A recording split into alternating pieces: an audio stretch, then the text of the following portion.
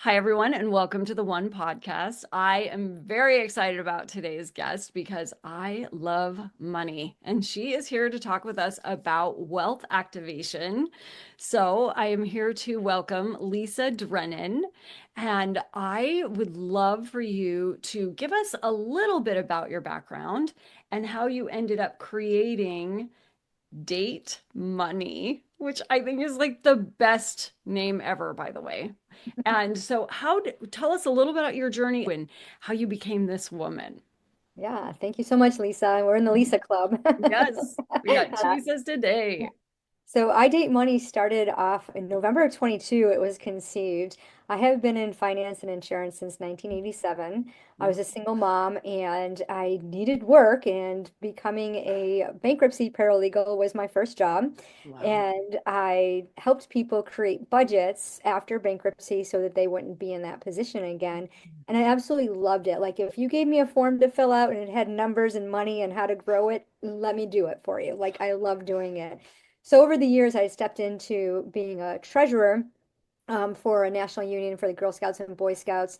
And I ended up having a career with the Social Security Administration, helping people with benefits and planning, retirement and all the things. And it was just like, wow, this brings me so much joy. Like, people would say, they would complain about hating their job and just working for the paycheck. And I'd be like, oh my God, I love my job. And everybody would be like, that's not normal. And I'm like, I can't help it. I really love what I do. And I have had a beautiful career. And during that career, I had volunteered my financial expertise to the Boy Scouts and the Girl Scouts, teaching young people how to multiply their money, how to read a stock market, what are good investments, how do we buy things, so that they're in alignment with our values. And from there, it kind of just, people kept asking me, hey, can you help me invest? What's the best way to save for retirement? What's estate planning? And they just kept asking me all these questions. So I was like, wow, I'm doing insurance and finances. Let me just do this as a coaching thing. But I was afraid to do it because I carried $100,000 worth of debt. Oh. But at 22, I had filed for bankruptcy with $32,000 worth of debt, which is equivalent to around 70 in today's dollars. And so who am I to help anybody? It was okay helping the young people because I had all these stories that went in my head, but people like my own age or older than me, like, no way. And I could sell them insurance and love it because I'm saving them money. But if they wanted help with their finances, I'd be like, well, do you really want to invest in this? Do you want to invest in me? No. And so I really put a lot of blockers on it, and I make it very logical to work with me in finances. So I push people away.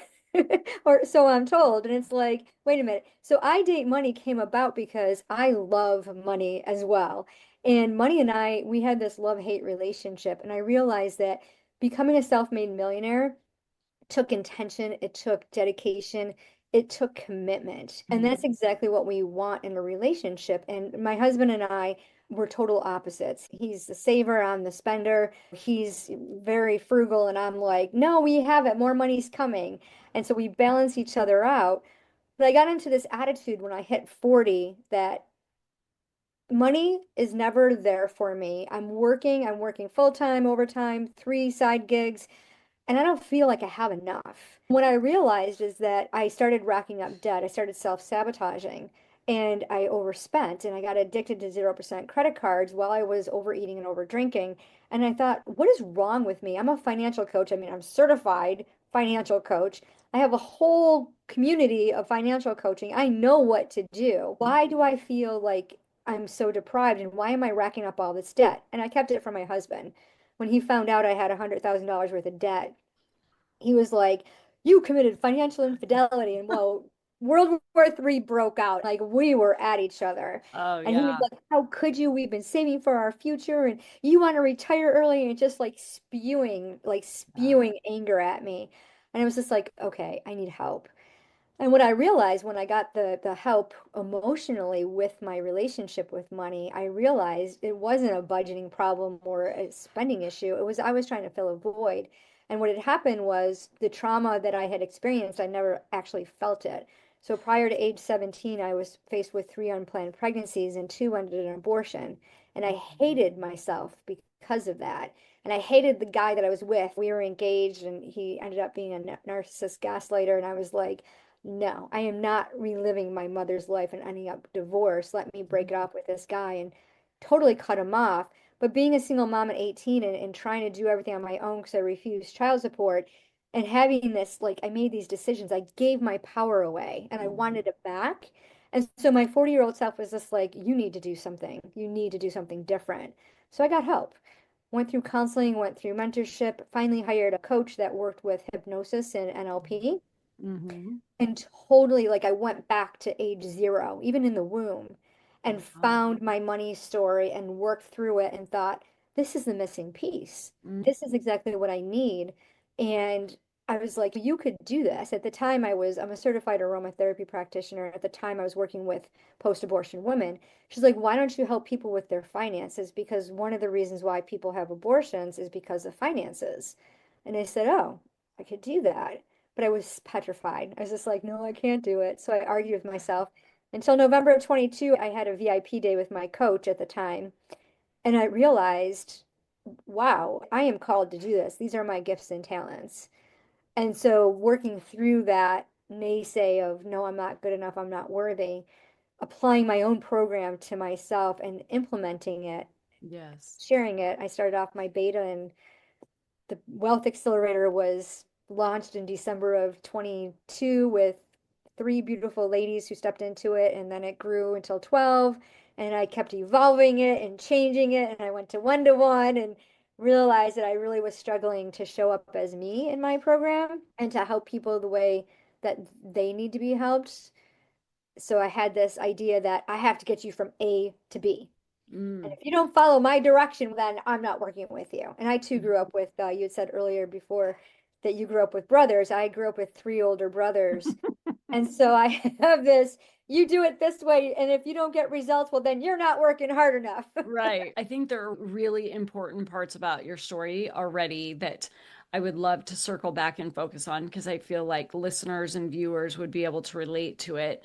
I think early on, there was a number of things. Let's touch the sensitive topic because I think it's interesting for people who show up here that want to hear money and then recognize, ooh, I have an abortion in my past too.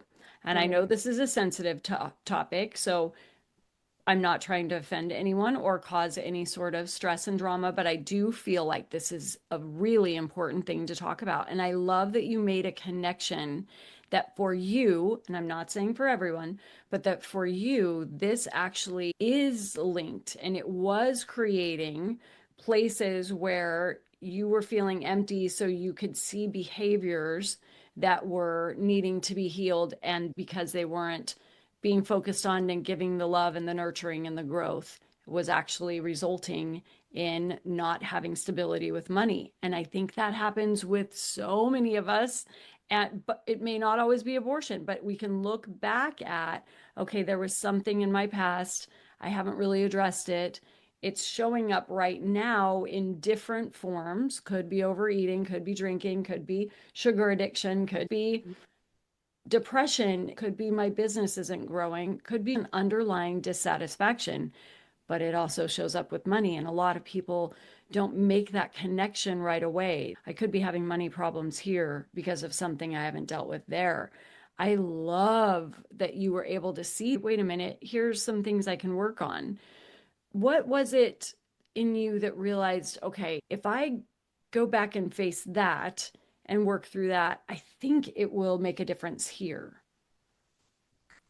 Was it an inner knowing or was it just over some time? I really want to change this. And then you started looking back and thought, possible. I think it was when my husband and I had World War III. I was going to talk And about that next. and Uh-huh. he accused me of financial infidelity. I mean, we've been together for 35 years. You know, at that time, it was obviously a lot less. I've known him a long time, and we were both poor at one time. I was born into a rich family, but my parents split up, and they were both entrepreneurs. They had a business together. So my mom left with the four kids and had to rebuild her whole entire life, her business and everything. She was a very hard worker, and she was always what she calls sacrificing for us kids. And she was always devastated by the divorce, especially growing up Italian Catholic. You know, it was a big big red letter on her. And she didn't want that for us, for the kids. And so when my dad cheated, he was a drunk. And so when my husband accused me of infidelity, I was just like, wait a minute, I'm not like my dad. I'm not like my parents. I'm not.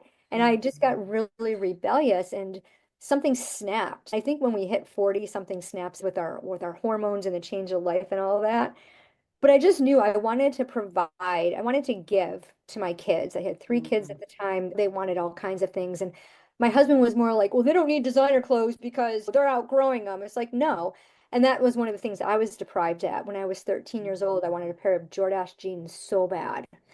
And at that time, they were $40, and it was like, no, you can't have them. And I even begged and borrowed, and I'm like, compromise, like, my birthday and Christmas are 6 days apart. Please just make it, everybody go in on them. Like, please, I just want these Jordache jeans. And it was no, no, no. Mhm. And I think I was so tired of hearing this no and hearing my husband say, are you staying within budget with the kids? Like, you keep overspending on groceries. And I take the kids grocery shopping. I don't recommend that.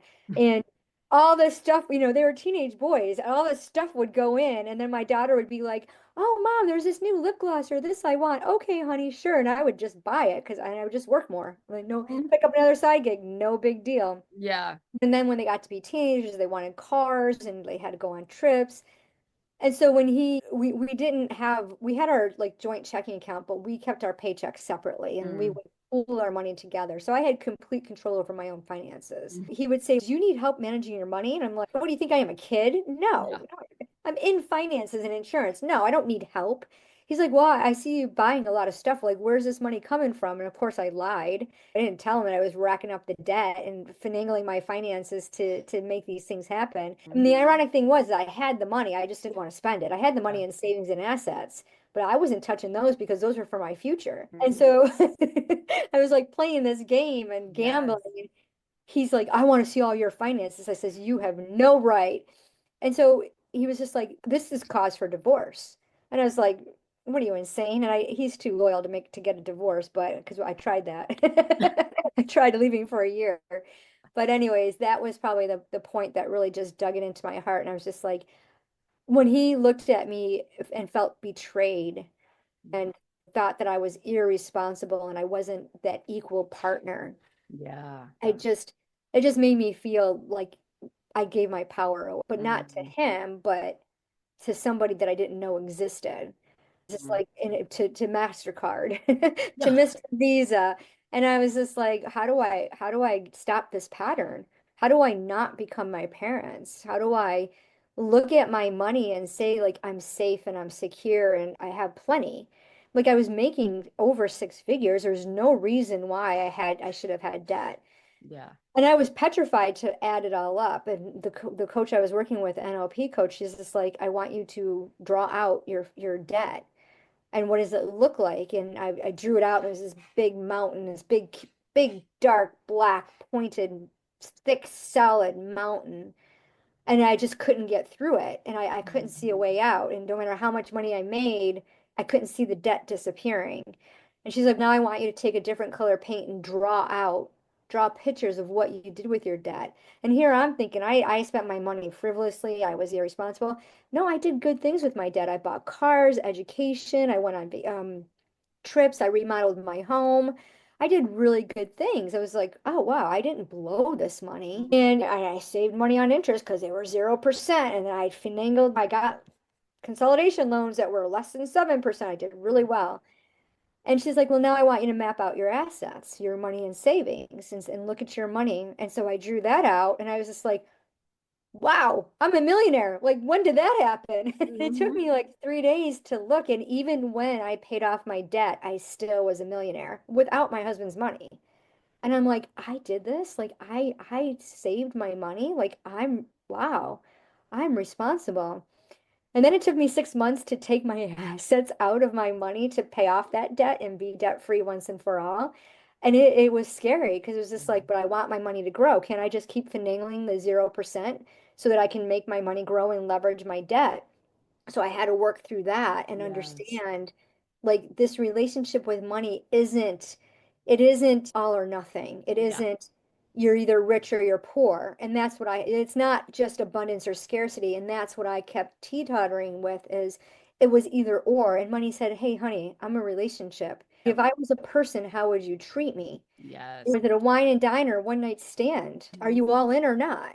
Yep. And then I thought, shoot, I'm all in. Yes. Let's do this. And so I wrote a Dear Money letter, and that was the most powerful step that I had took. And I just did that on my own because I was really big on journaling. And I started giving thanks for like, I walked around my house and looked and said, wow, look at all the things I did with my money. Like, I am responsible with money. Money and I are best friends. And then money just like, it got to be easier to spend money, to receive money, to multiply my money. And I thought, it has nothing to do with the money that you're making. It has to do with how you're spending it. It has nothing to do with the money that you're making. It is how you're spending it. So I want people to remember that, write that down, really hear it.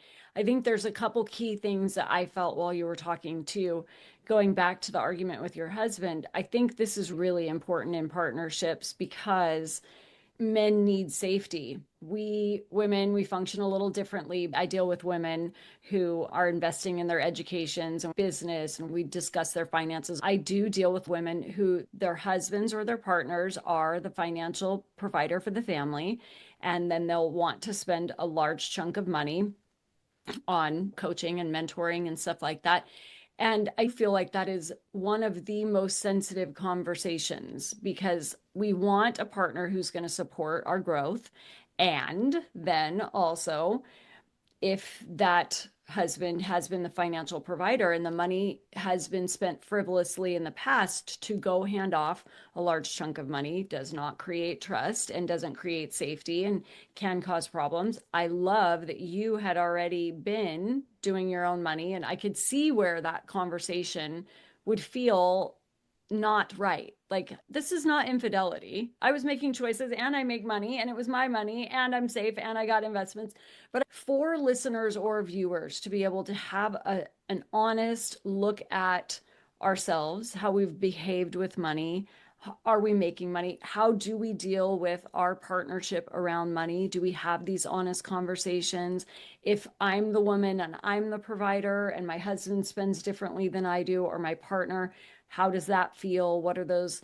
And so I think when you're in a partnership, having a discussion about what creates safety for you, what creates safety for me, how we choose to spend, and it doesn't have to be the same way, but being able to realize, okay, sometimes when I'm going to make a choice, even if it's my money and I'm the one providing it, will it create a conflict in safety in this Mhm. partnership? Although I wouldn't have wanted to live that myself, there were real raw emotions where he felt like, you know what, this could be a cause for divorce. There was so much shock around that and feeling unsafe. I love that story because I do feel like there's so many emotions, both sides, and both sides are right. You're both entitled to how you feel. I love that you navigated it. And I think that's really key for relationships we are in. I love the relationship with money. And I Mhm. think you're so right. One of the most beautiful things I did was sit and look around my house and start to realize, okay, wait, every single thing, because I'm single and I live alone. So every single thing in my home I purchased at some point, and it had value, a dollar value, like my sweater. Okay, I bought that sweater because I loved it, and then it lost value. It wasn't important to me. It's just sitting there. And that I bought that piece of art and I don't even appreciate it anymore, but I loved it when I bought it. And there was this real appreciation for every single little thing in my home. I chose to purchase you at some point because you mattered to me. And I wanted you in my home, or I wanted to wear you, or I thought it would feel good, or and then it really shifted, like the wealth I was sitting in and the lack of appreciation for it over time. But it really shifted. Like, you are surrounded by wealth and you're surrounded by a relationship you had with the things that you bought. And it made any feeling of lack go away. So, like, when the money wasn't there in the bank account, I could always look around and say, oh, but look at everything you have purchased with money and you earned all that and you bought all that. So I do think for listeners, I would love for you to actually take a reframe as a foundation when you get home or when you're sitting listening at look at your home, start to realize the value of what you already have. And Hmm. then, as Lisa's saying, recognize this is a relationship with money.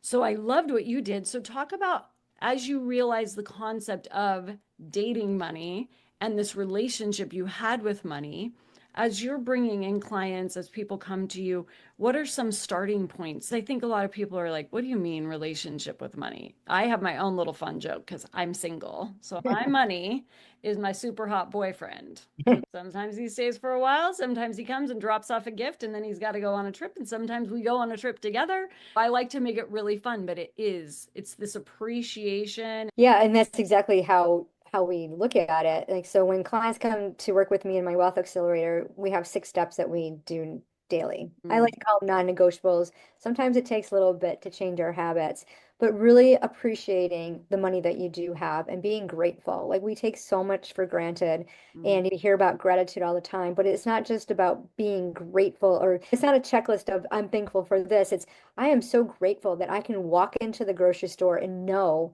that I can afford whatever I put into my cart.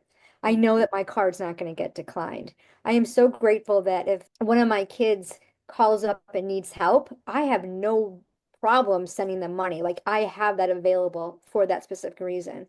And there's no stress involved. I love to sit down with my bills. So we date money weekly. I'm working with this one couple, and the first 3 months, they refused to date money weekly. They had so many excuses and stories. And it's like, okay, we're making this a non-negotiable. Get your phones mhm, out, put it in your calendar. We're going to sit down on Saturday morning at 11 a.m.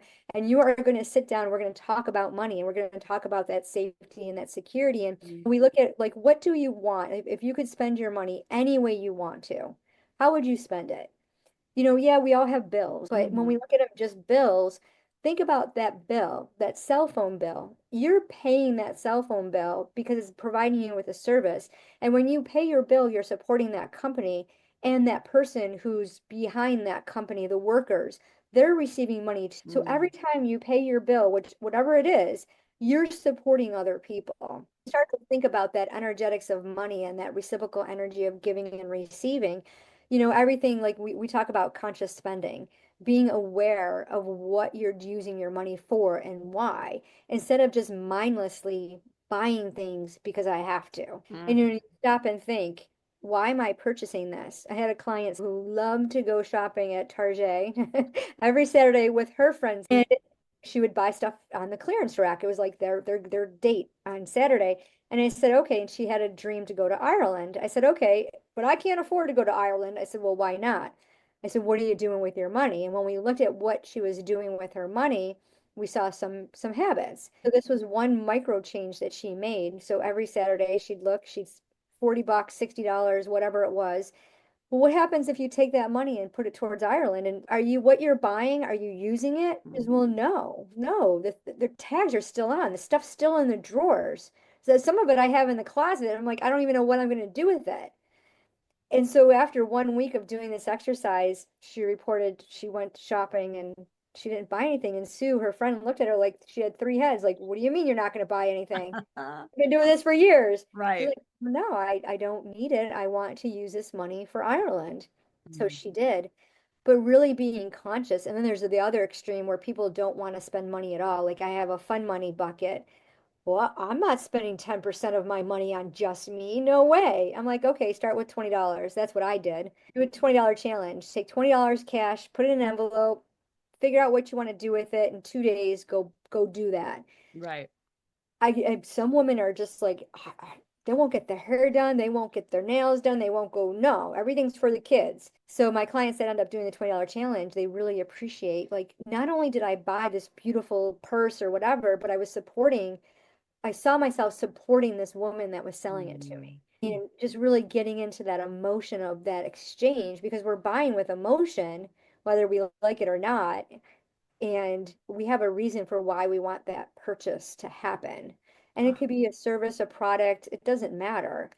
It could be a bill that we're paying. There's a reason why we have it. One of mhm, the things that I see is all the expenses for subscriptions. Oh, yeah. I had two clients that had these subscriptions that they were not using. It was a membership into a coaching program. They would not let go of it because it was the community. Okay, but you're Mm, not activating it, you're not utilizing it. You literally bought a program that you're not using, but yet, and you're worried about your money, you're worried about not having enough to invest or, to do whatever you want to do with, but yet you're holding on to $300 a month. right. What's this Mm, all about? And getting into that relationship and that why, and then understanding like I could let this go. And it could take months for someone to have to want to be able to let that go, to release that.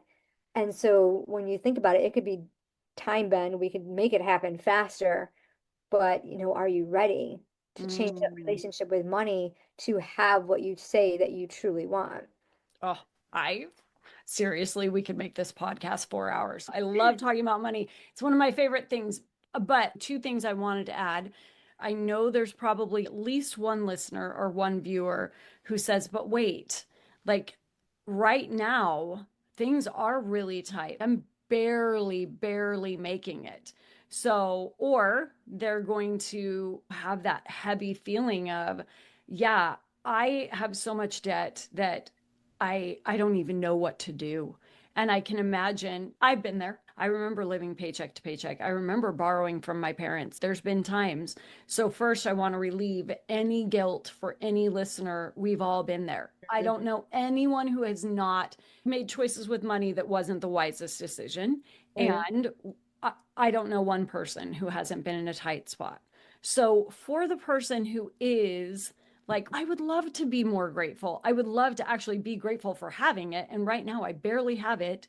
And I'm underwater or I don't even know what to do. It's hard to get into the gratitude when you're feeling that. When you deal or when people come to you that are really in that, how do we even start that little turnaround? For me, it was really starting with the gratitude and separating the judgment in myself for what I considered poor decisions. I was able to Mhm. say, okay, listen, I wasn't wise. I was trying to fill some gaps, like you were talking about. There was an emptiness. So I was shopping to fill the emptiness.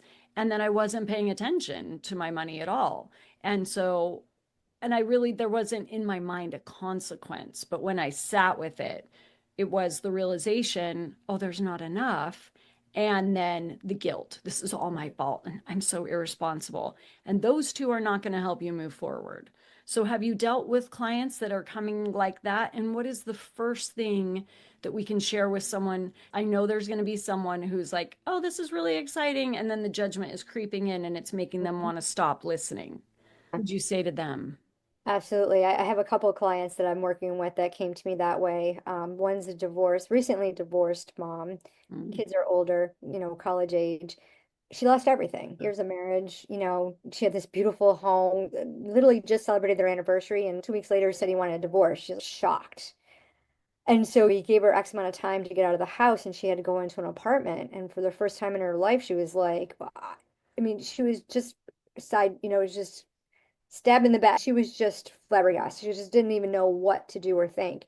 And she kept saying, I have no money, I have no money, I have no money. And I said, okay, why are you saying that you have no money? She said, well, I don't work. I said, okay, you have no money coming in. mm-hmm. And so when she decided to hire me, we looked at her portfolio. She had over $50,000 in savings. She had alimony coming in, and she had a little bit of child support, which was going to end soon because her youngest was at that age. And she was working. And, we looked at her expenses. We looked at what she was doing with her money, and she kept buying purses. She doesn't even carry a purse. That's And I hilarious. said, why? Okay. I said, well, looking at your spending habits, I says, what's going on with the purses? Well, and when we dug into it, we used aromatherapy to break into the patterns and all, and we went back into the time frame, and her husband continuously for years, every time she wanted to buy something, no. First Mm, thing she did as an act of rebellion was to go out and buy almost $10,000 worth of purses. yeah, Well, how would you like to trade those back in for the cash? right. And then thinking about those purchases, and like I said earlier, just really being conscious of what I'm doing with my money and why. When you have something excessive, like I work with a lot of people who do essential oils, they Mhm. got oils upon oils, they got oils coming out of their ears. They got duplicates, triplets, they don't even use them. And I'm like, Right. okay, why do you have? I had one client whose husband got mad every time the UPS guy came to the door. And, we would be on a call and she's like, oh, wait, I'll be right back. And I'm like, we're in the middle of a call here. She'd have to run downstairs and grab the packages from UPS so her husband wouldn't see them. I'm like, Yeah. okay, let's Mm. work on this. Yes. She literally never opened up the packages because she never changed her order. It was just on automatic. Oh. And because her husband, it made her husband mad, she would do it in that moment of rebellion, but then be afraid to make him mad. Like, Mhm. I want to keep the peace. We're getting along right now. So, really stopping and thinking about what is it, that you're telling yourself about why you don't have any money. Yeah. Most people who say they don't have any money have money, they're just using it for other things. I have like four clients who tell me this all the time, and it took about maybe, a couple of weeks for them to understand their thought pattern. They get their money, the paycheck to paycheck syndrome, pay their rent, and not put any aside for savings or investment or not. Had no plan for their money.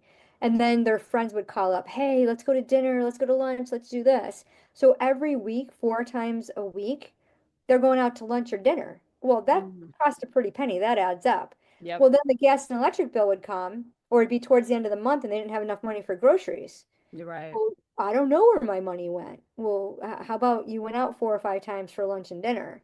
Yeah. And so they create this because the desire to please, I gotta see my friends. Well, have your friends over. Go out with all of them at once. Why are you doing, aren't they, why are we Right. doing separate dates?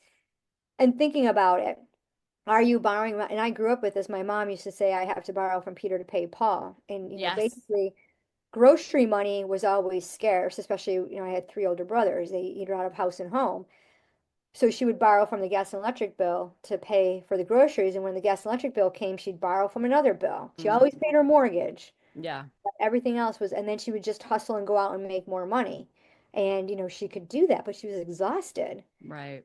And it's just like, why are you overspending on money? She's trying to make up for the void for the divorce. She felt so Mm. guilty. And she felt really bad because the boy should have a father to grow up with. Oh, And so this was her trying to give gifts yes. to soothe that pain, and maybe she can make up for it somehow by feeding them whatever they wanted. And that logical, that's emotional pull that like when you stop and realize, why am I doing this? Why do I keep overspending on groceries? Right. And I adapted that. Like I would always, that was one category I always overspent on was groceries. And I had my coupons and everything when that was a thing. And I would try to make sure, but every single time I went grocery shopping, I overspent. My husband says, why do you keep overspending on groceries? I'm like, we have two teenage boys in the house. That's why. Yep. They need to Yep. eat. And he goes, you don't need to buy. He goes, you can buy store brand stuff. Right. Oh no, I work way too hard and earn too much money to buy store brand. We're buying the Right. Dorito brand, not you know, the local store Kroger's. Oh, brand. I think this is so key because for me, it's about the language with the money, but I love that you take a look at everything, pick a category and start looking at it. Where do I overspend? Number one. And Mhm. why am I overspending? And then that is even just so brilliant right there. Okay, I tend to overspend at the grocery store. Why do I have to have the name brand? Like, why would I have to do that? And if the category is always the grocery store, okay, then that's where I should put a little focus to begin with. If it is like my overspending was always on new clothes or purse emergencies back in the day. Okay, what was I trying to fill? I had self esteem issues. So I thought if I bought new clothes, or I would go through like weight gain issues. So I wasn't comfortable in the clothes I had. So I logically needed new clothes. But there, did I have to buy multiple of everything? Did I need things in every color? So I think that's key is to start looking at first gratitude for the fact that we do have any sort of money. If you have money coming in, if you have money in your savings, if you have money, and I feel that there are people that are like, I don't even have any money in savings. If you have money, period, if you have any money, that's where we start. I Mhm. remember last summer, I had put on a pair of cutoff jeans to go on a vacation, and I reach in the back pocket, and you know when you slide your finger in that thing out of the out of the laundry, and there's like that crunchiness to some dollar bills that have made it all the way through the wash. And the second I felt that, and I was like, there's money in this pocket. There is money. And it was $50, which who in the hell puts $50 in their pocket? Not me ever. And I was like, oh my gosh, there's a 10, there's more, there's a 20, there's another 20. I ran around my house and treated that like I had found $50,000 because it was so magical. And that's what I think for me, you have to start. I would advise treating your money like it's magical and so fun. I just found a quarter on the ground when I got out of my car the other day, and I thought, when was the last time I found a quarter? I find pennies and nickels. Let's treat this quarter like it's $2,000. It's so exciting and make it special. And this is so fun. And it came out of nowhere and it was freshly rained on. Like, money has to be fun in the Mhm. receiving of it. And then Absolutely. I always think, okay, if you're going to spend, my favorite thing to say is this any sort of an investment? Is it an investment in my future? Is it an investment in my growth? Is this an investment in my child? Is this an investment in my marriage? Is this an investment? So I switched spending with the word investing to help myself really, like you were saying, be conscious of my spending. And I love the conversation about subscriptions. I think that's a great place to start. If you feel like you don't have a lot of money, really look at our subscriptions because we got Netflix and Hulu and gym subscriptions that some of us never use. We have our life insurance subscriptions and we have our car insurance. These are payments that go out every single month.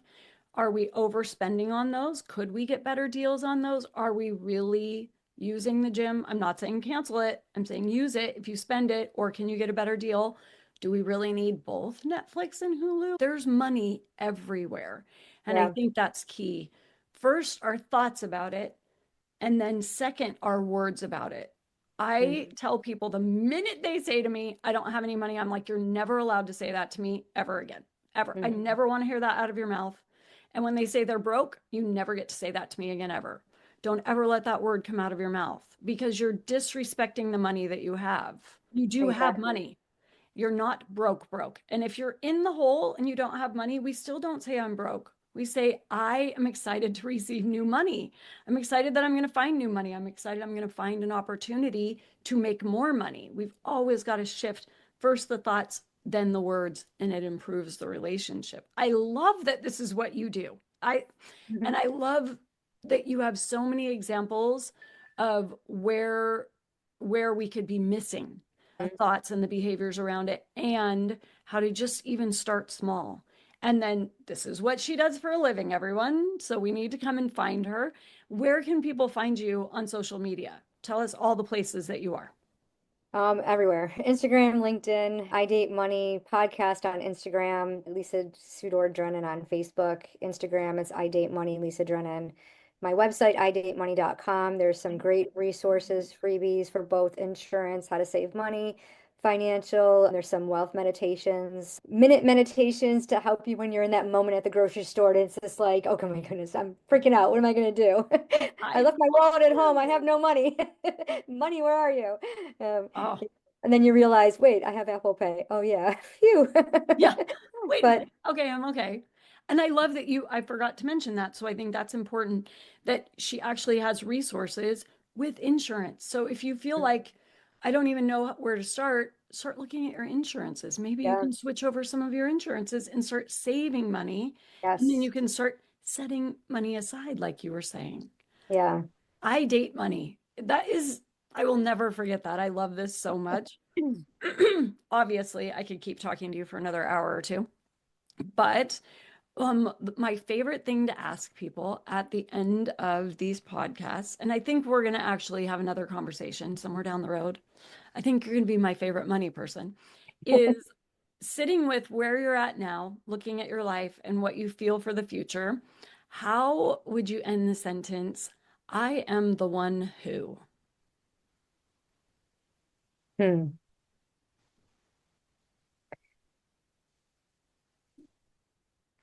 I love that.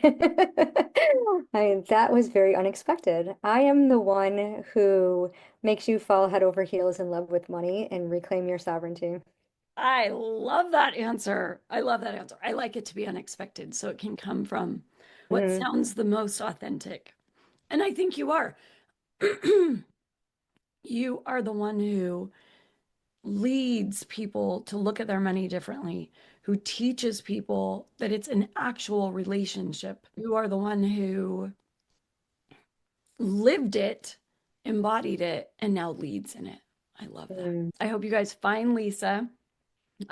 When we release this, if there's any sort of promotions, we'll have links for it. You'll be able to find her on the podcast and on YouTube. Reach out to her. She's got free information, all sorts of stuff.